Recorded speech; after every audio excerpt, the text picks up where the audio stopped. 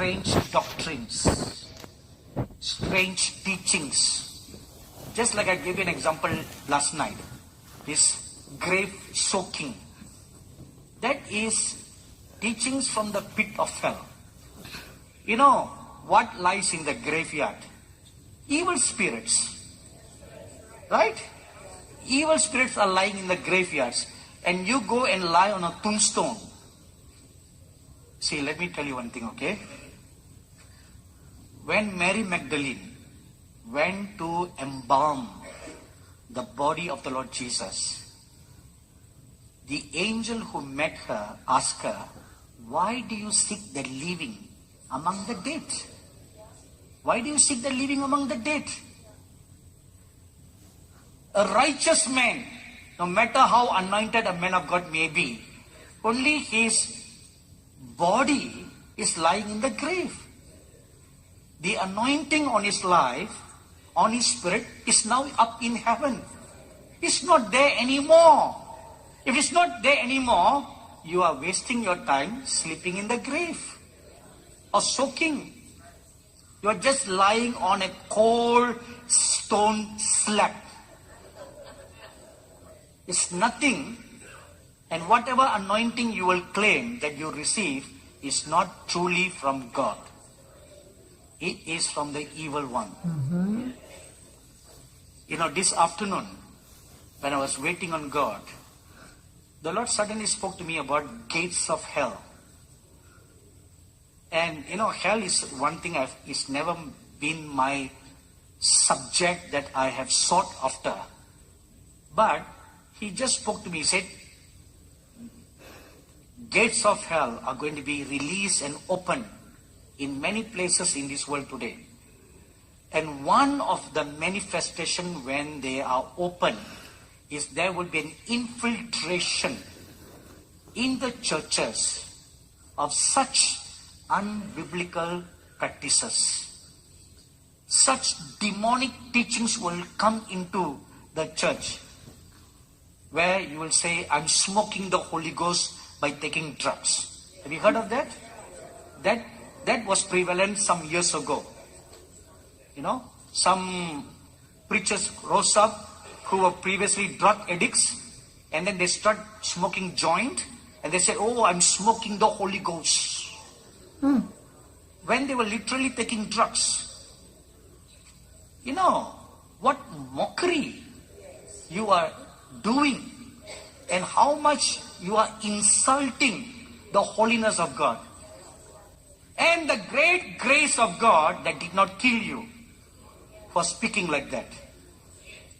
And now it has surpassed to getting anointing from the graveyards, from the tombstones. Please stay far away from all this. I show you a better way. Don't lie on the gravestone, but bend your knees and you fast and you pray. Break your heart, bend your knees, seek the face of God, and you will receive a powerful anointing of the powers of the last days to come.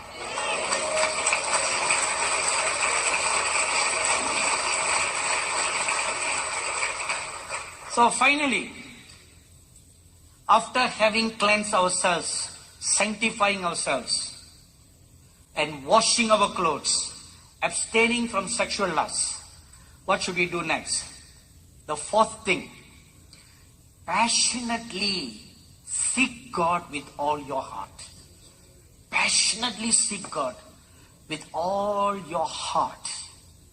Psalms 27 verse 4. One thing have I desired, and one thing I will seek after. That should be your all-consuming passion. You know, many good Christians, seeking Christians, they desire a visitation, but they're not getting it. And I have wondered over the years, I wondered, why is it that these wonderful, nice Christians, they're desiring, but they're not getting. Why? It contradicts what the Lord told me. My desire to manifest myself to them is greater than their desire to see me. And I made an analysis of many believers. And then I came to a conclusion why they were not getting a visitation. Because they simply wish and they don't act upon their desire. God is not a wishing well, You just stand by the well, drop a coin, and you wish, I wish. I wish. No, you should not be a wisher.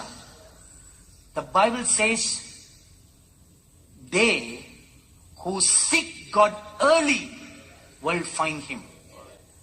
You must passionately seek Him. Like what King David says, one thing I have desired. He not only desired, he said, I will seek after, that I may dwell in the house of God all the days of my life. That was his passionate goal. Not just a desire. He pursued after that, which meant he did his homework. He was praying day and night, day and night. He wouldn't let God go until he got what he wanted. And the Bible tells us, God is a rewarder of them who diligently seek Him. It's not one day praying, 2 days praying, 1 week praying, 2 weeks praying. Keep on praying until you get it. Keep on. Keep on. Don't stop until you get it. The problem with us is we fall short just before the door is open. You stop. In the Greek, this scripture, ask and it shall be given unto you, says like this, keep on asking. In the Greek, it is a present continuous tense. Keep on asking. Keep on knocking. Keep on seeking.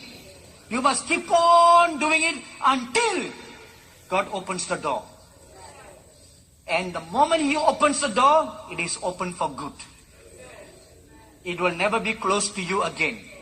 And you can go in and come out whenever you like.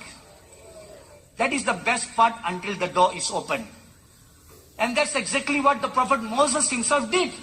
The Bible says in Exodus chapter 24, verse 12 to 13, and verse 15 and verse 16, that he passionately sought God before God manifested Himself and caught him up in glory.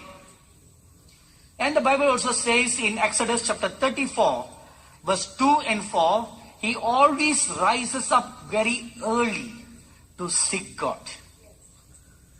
And Proverbs chapter 8 verse 17 and Psalms chapter 63 verse 1 says, those who seek Him early shall find Him. Have you heard of this proverb or adage that says, the early bird finds the worm? So you be the early bird, but don't be the angry bird. Poor bird, I don't know why they make him look like angry bird. So let's not be an angry bird, let's be an early bird. Amen? So after having done all, the Bible says in Exodus chapter 19 verse 16, on the third day, the glory of God appeared. When the people have diligently and obediently done it, the glory of God appeared. Now here is a problem. The problem is this. I want all of you to please listen very carefully. God commanded 3 million people to observe these 3 things. And Moses communicated to all the people. And 3 million people covenanted with God that we will obey whatever God said. And 3 million people, the old and the young, observe these 3 things for 3 days. And on the 3rd day, because the whole nation was now ready, the whole nation has been washed, the whole nation has been sanctified, the whole nation has kept themselves away and only given themselves solely to God, God came. The problem today is, if a pastor would stand and say to the congregation, only a few will obey. A majority will not obey commands like this. And then, okay, let's say suppose Pastor White, he stands at his church and he tells them, okay, this is what God told me and this is what we are going to do. First day, second day, on the 3rd day, this is what it's going to do. 10% may obey him, 90% may not obey him. Or 90% obeys him, 10% doesn't obey him. So on the 3rd day, when the whole congregation is here, there is holiness and unholiness now mixed together. How can God come?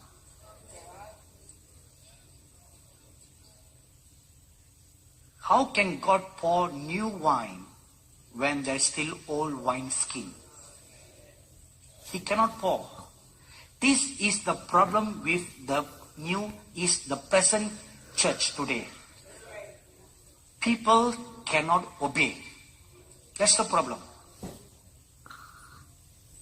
For an individual, you have no problem. It's just you and God. You can have your personal revival. But we're not just talking about an individual. Now we're talking about a corporate church. Because God wants to pour out His glory in the corporate church. God doesn't alienate the church. He wants to include the church. So therefore, now God has plan B.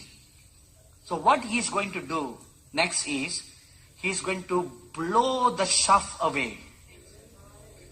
He's going to blow the chaff away, and such people whose hearts are not yoked together, God will kick them out of the church. They will just leave the church. And, Pastor White, those people whom God is kicking out of your church, they will even come and tell you, God told us to leave the church. But it's not God telling them to leave the church. God is kicking them out of the church. Please don't laugh. I'm telling you seriously what the Lord has told me. And I have seen this happening in our own ministry. The Lord clearly told me, I'm going to clean your ministry. And I'm going to kick out some of your staffs who are not walking right with me. And this is what they will tell you. Oh, God told us to go and get another job.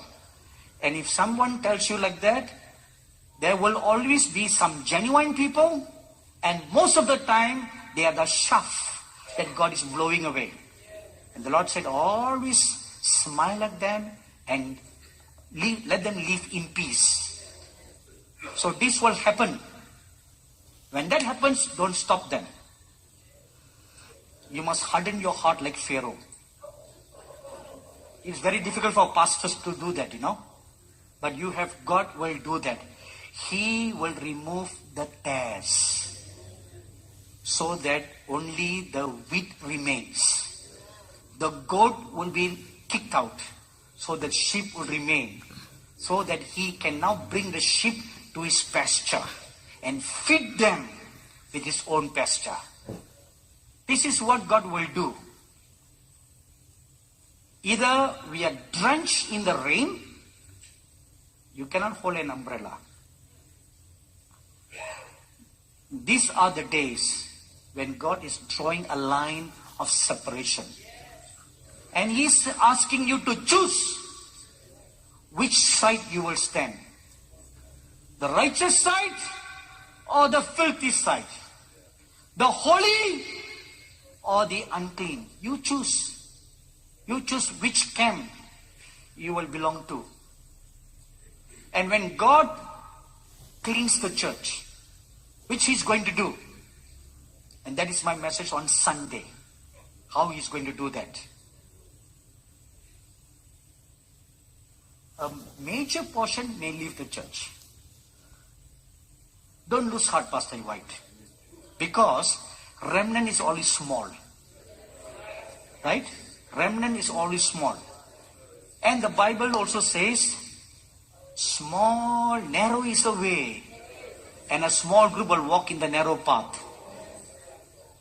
And the small group that walks in the narrow path, they are the called, the chosen, and the set apart. They are the called, chosen, and set apart. And God will bring in new people, sanctified ones, called ones, chosen ones, and add to your congregation. What I am saying to Pastor White is what I am saying to many pastors who are here and all those pastors who are watching online. This is what God will do in His church. He will not allow His body to be defiled. So you choose this day whom you will follow. Let's kneel down for a word of prayer.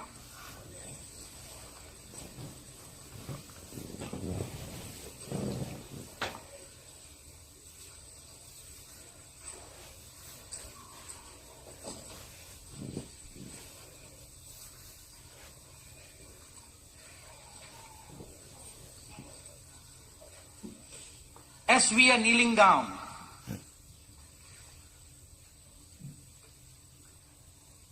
I ask you to examine your heart right now. Which camp do you belong?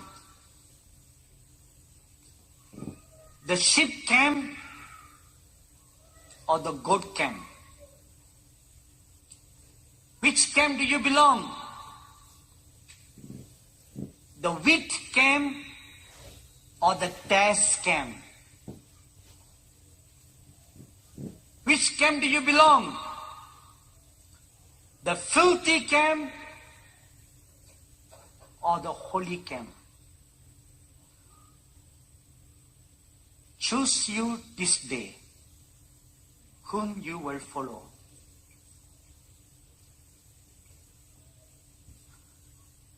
I perceive in my spirit the hand of the Lord stretching out a scepter in this place.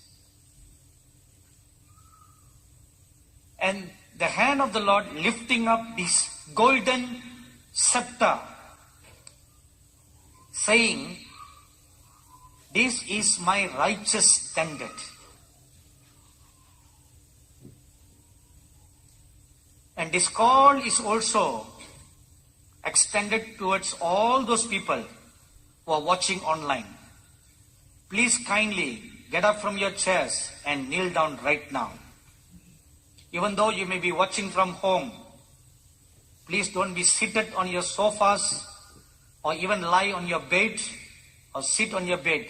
Please kindly get up from your sofas and your chairs and your beds and kneel down right now. And you decide today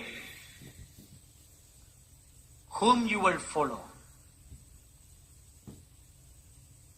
Do not allow your church to be defiled. Do not allow your church to fornicate with the worldly standards and worldly principles. For the Holy Spirit says, "For the Lord your God is a righteous God. He is a holy God who will not allow His name to be profaned." As the Holy Ghost flapped His wings and brooded over the waters, as He brooded over the hearts and minds of men during the days of Noah, as He does his work of conviction in this dispensation of grace. He is extending his olive leaf to you this day, asking you, thank you, wonderful Lord Jesus.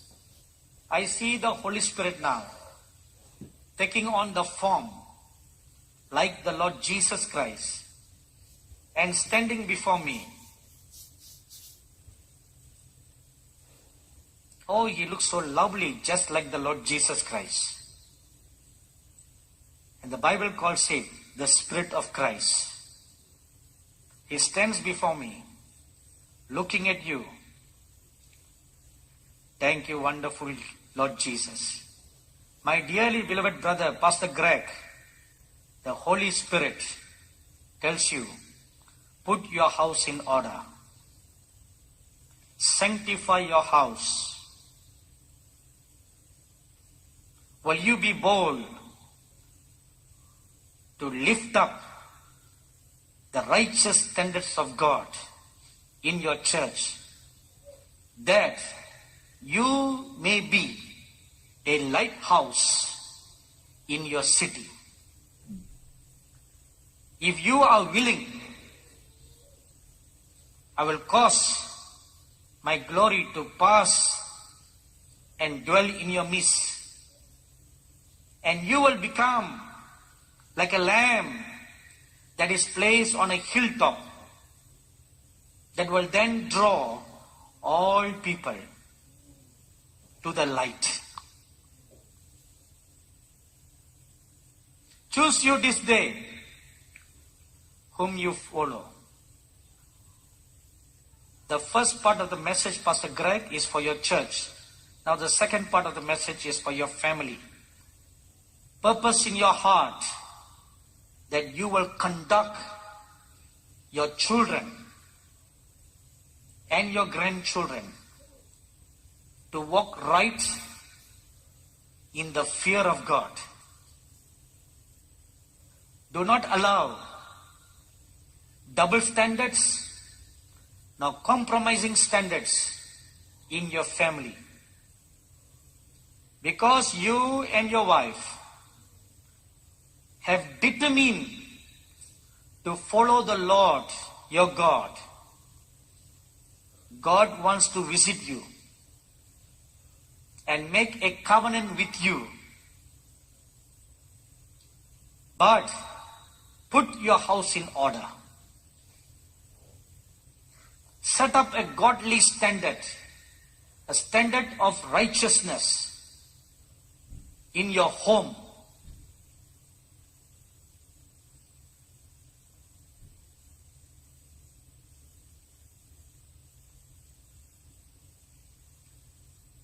You talk to God right now, my dearly beloved brothers and sisters, sons and daughters. The Lord has asked you a question. Whom will you follow? You open your heart and you tell him, whom will you follow? Joshua said, as for me and my household, we will follow the Lord. Can you say like that? Can you say like that? Not only you, but your whole family. The father, the mother, the children. Can you say like Joshua? Me and my children, my whole household, we will walk after God. We will follow God.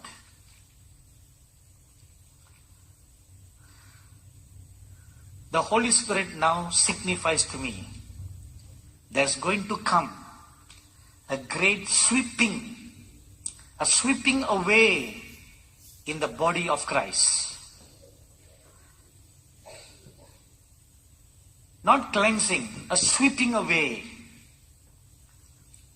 First, the shafts and the dirt, the dead leaves, the dead branches must be cut and swept. After it has been swept, then the second process will involve cleansing and refining. But the first thing that's going to happen is a sweeping. And this sweeping will involve sweeping away the unrighteous ministers of God, unholy ministers of God. They will be swept away from the churches. Their past sins will come looking for them. And they will be forced out of the pulpit. In shame, will they resign and leave? And some will die prematurely because they judge not themselves. Because they are a hindrance, a stumbling block to the next level of leadership.